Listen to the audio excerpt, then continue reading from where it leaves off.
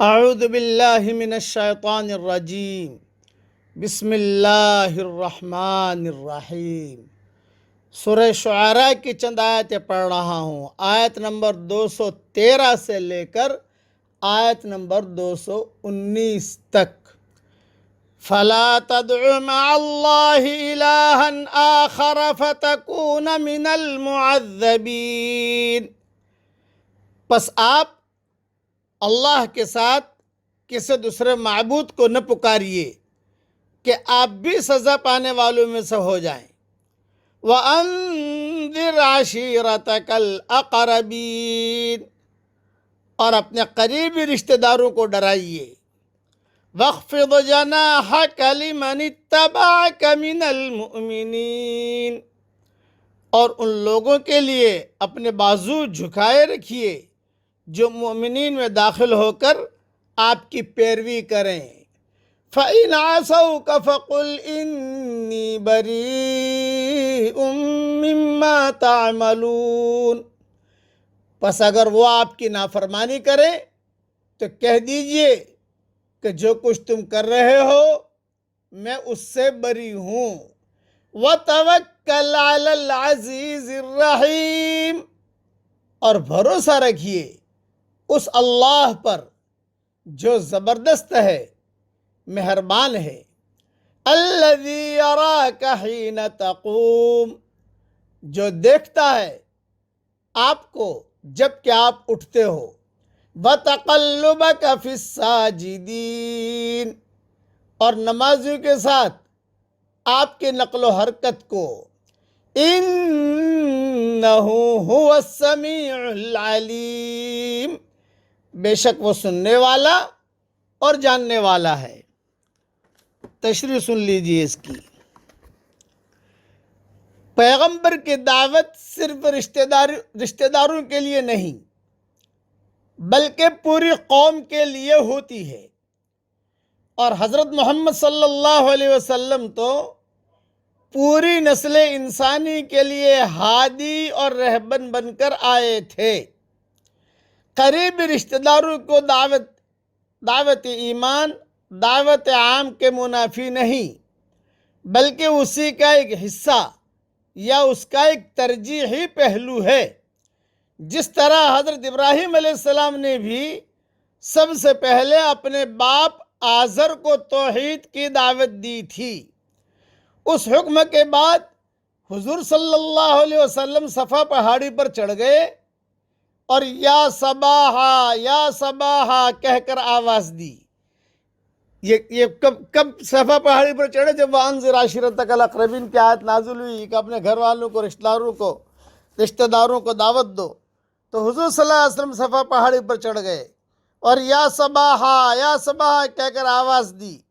یہ کلمہ اس وقت بولا جاتا ہے جب دشمن اچانک حملہ کر دے، اس کے ذریعے سے قوم کو خبردار کیا جاتا ہے۔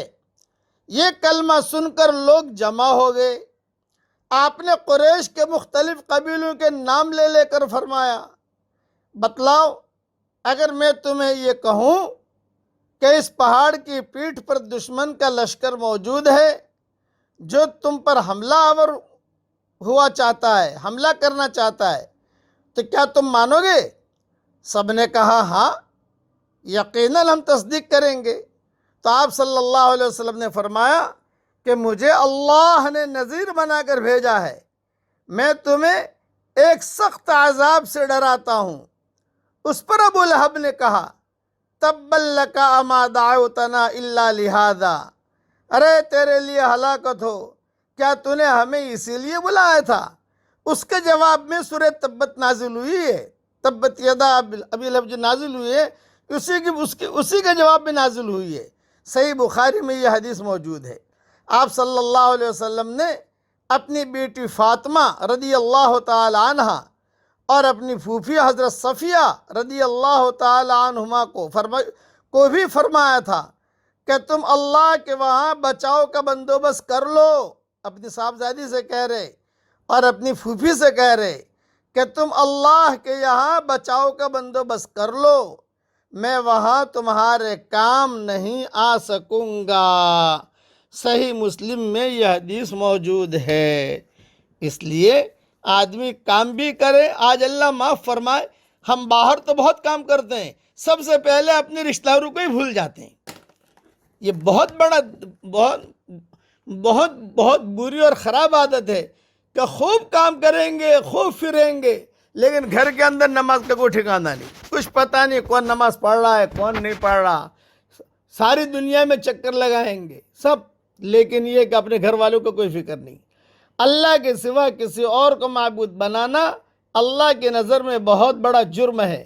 اس کے ارتکاب کے بعد کوئی شخص سزا سے بچ نہیں سکتا، حتیٰ کہ وہ شخص بھی نہیں جو زبان و قلم سے توحید کا علم بردار بنا ہوا ہو۔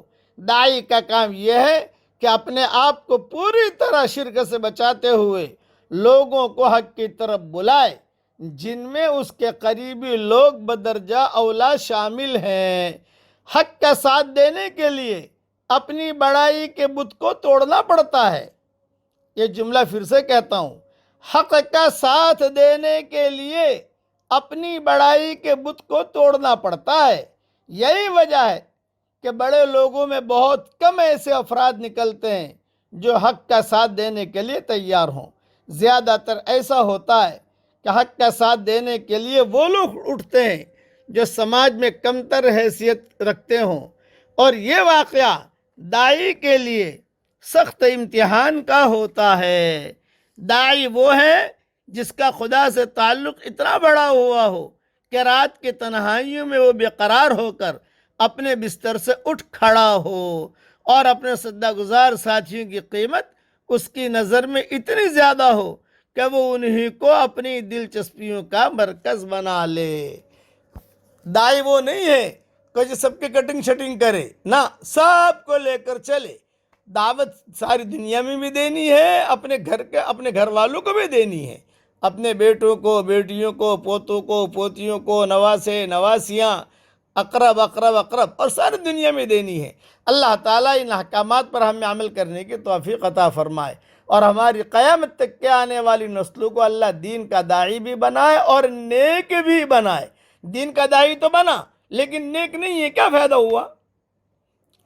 کہ دین کا داعی بہت اچھی تقریر کرتا ہے لیکن نیک نہیں ہے، اچھی کتابیں لکھتا ہے لیکن نیک نہیں ہے، کہ امام صاحب ہے لیکن نیک نہیں ہے۔ اس لیے داعی بھی بنے اور نیک بھی بنے۔ اسی لیے کہا وَمَنْ حَسَنُ قَوْلًا مِّمَّنْ دَعَا إِلَى اللَّهِ وَعَمِلَ صَالِحًا، نیک کام بھی کرے۔ وَقَالَ إِنَّنِي مِنَ الْمُسْلِمِينَ، بھئی میں تو عام مسلمانوں میں سے ہوں۔ اللہ تعالیٰ ان صفات پر عمل کرنے کی ہمیں توفیق عطا فرمائے، آمین۔ وآخر دعوانا ان الحمد للہ رب العالمین۔